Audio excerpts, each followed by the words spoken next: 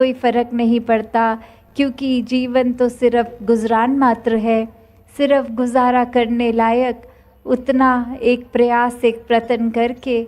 और कैसे अगर धन दौलत बहुत कम हो या बहुत ज़्यादा भी हो, उससे एक आध्यात्मिक मति, एक संत मति पे कोई फ़र्क नहीं है।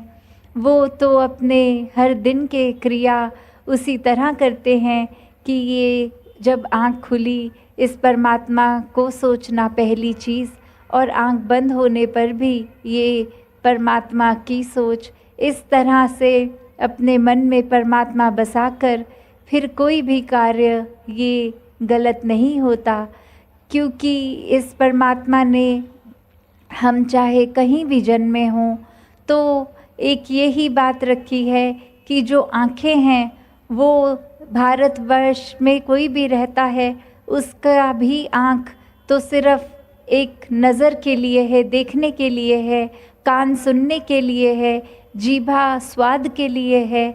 और अगर भारत से बाहर भी कोई पैदा हो तो उसके भी ये तत्व यही काम करेंगे, कुछ और काम नहीं करेंगे वो तत्व। उसी प्रकार भारत के अंदर भी हम कहीं भी पैदा हुए हों तो भी ये तत्व उसी प्रकार ही काम करेंगे।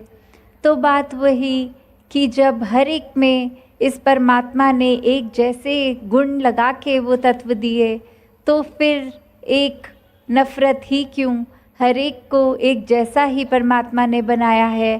सिर्फ इंसान अपने अहंकार की वजह से वो फ़र्क देखने लग गया, खुद ही एक फ़र्क बना लिए ताकि नफ़रत का कारण बने और खुद अपने आप को कैसे श्रेष्ठ दिखा सकें। तो ये परमात्मा ने जहाँ एक समान सभी को बनाया है, वहीं ये एक समान रहना, फिर इस संसार में हर पल रहना, ये जिम्मेवारी ये इंसानियत के नाते एक इंसान की बनती है। और वो इंसानियत क्षणभंगुर इंसानियत नहीं, वो तो जब तक का जीवन काल है तब तक हमेशा की रहने वाली इंसानियत, इस परमात्मा से जुड़कर रहने वाली इंसानियत। तो कैसे एक वो भी बात आती है कि अपने जीवन में जहाँ हमने आना है, कितनी देर किसने रहना है, हमको वो समय कितना निर्धारित इस परमात्मा ने किया, ये किसी को नहीं पता। तो कैसे जितना भी समय मिला है, जिस उम्र में भी हैं, वही मुबारक समय है इस परमात्मा को जानने के लिए। जैसे एक कहानी का भी दासी सहारा लेगी कि बहुत समय पहले एक राजा के दरबार के बाहर एक शोर हो रहा था और राजा ने वो बात जाननी चाहिए कि एक शोर क्यों हो रहा है। तो उसका सिपाही आके कहता है कि एक इंसान यहाँ से एक ज़िद लगा के बैठा है कि इस सराय में जो रहता है उससे मिलना है, और हम तो उस इंसान को समझा रहे हैं कि ये सराय नहीं है, ये राजा का महल है। तो वो उसी ज़िद पे अटका है कि इस सराय में रहने वाले मालिक को मिलवा दो। तो फिर वही राजा आके कहता है उस व्यक्ति को मेरे पास पेश किया जाए, और जब वो इंसान सामने, तो फिर वही बात कहता है कि आप इस सराय में रहते हैं, और राजा भी वही बात कहता है कि ये महल है, सराय नहीं है। तो कैसे वो इंसान कहता है कि ये अगर आप महल बुला रहे हैं तो ये महल आपका उस तरह ही हुआ था कि आपसे पहले हमारे राज्य में जो राज करते थे वो उनको हरा दिया आपने जंग में, और उनका ये महल आपके कब्ज़े में आ गया, तो अब ये आपका महल है। तो वो राजा कहता है हाँ बिल्कुल ठीक। तो वो इंसान आगे समझाता है कि ये फिर सराय ही तो हुआ, जिस तरह सराय में इंसान अक्सर आ जा सकता है, एक वो जगह ठिकाना किसी एक सिर्फ गुजरान मात्र, तो वो अपनी नहीं हो जाती। हम सिर्फ एक रात के आराम के लिए, कुछ दिनों के लिए आराम के लिए उस सराय के अंदर जा सकते हैं।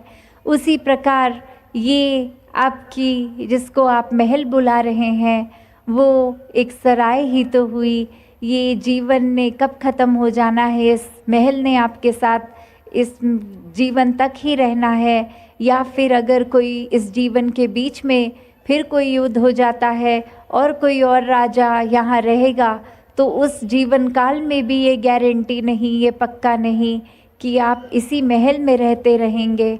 तो जहाँ एक घर, एक महल भी अपना साथ नहीं जाएगा, वहाँ फिर क्या साथ जाएगा। ये सराय ही इसलिए है कि हम सब इस जीवन में आते हैं मेहमान की तरह रहकर और फिर चले जाते हैं। तो वो जीते जी एक बात वही कि कुछ भी हम इकट्ठा कर लें, वो जाने वाला साथ नहीं है। तो इस कहानी का यही निष्कर्ष कि अपने जीवन में हम एक जो भी पल में हैं उसको पूर्णता से जिए, नहीं तो अगला पल पता नहीं कब है हमारा आखिरी। और जीते जी इस परमात्मा से हर एक नाता दिल का जोड़ के, इसको जान के अंग संग फिर अगर हम जीवन जिएंगे तो ही वो मुबारक जीवन बन सकेगा। वरना तो फिर यही बात कि जीवन में ध्यान अगर इसीलिए लगा लिया कि धन दौलत इकट्ठी करते रहें, परमात्मा को भूल जाएं, घर बनाते रहें, तो अंत में सिर्फ ये परमात्मा का एहसास के अलावा और कुछ नहीं जाना। जैसे बादशाह सिकंदर के बारे में भी कहते हैं कि वो चाहे दुनिया पे फतेह करके जीत के खाली हाथ का खाली हाथ गया। तो वही बात कि हम बेशक जीवन में कोई धन कमा भी रहे हैं तो उसमें कोई हर्ज नहीं है, बस प्राथमिकता परमात्मा को बनाएं, ताकि इस परमात्मा ने जो जिया, जितना जिया, तो फिर उस देन में ही सब कुछ मानकर उसी का शुक्राने भाव से जीते चले जाएं। साथ संगत जी, धन निरंकार जी।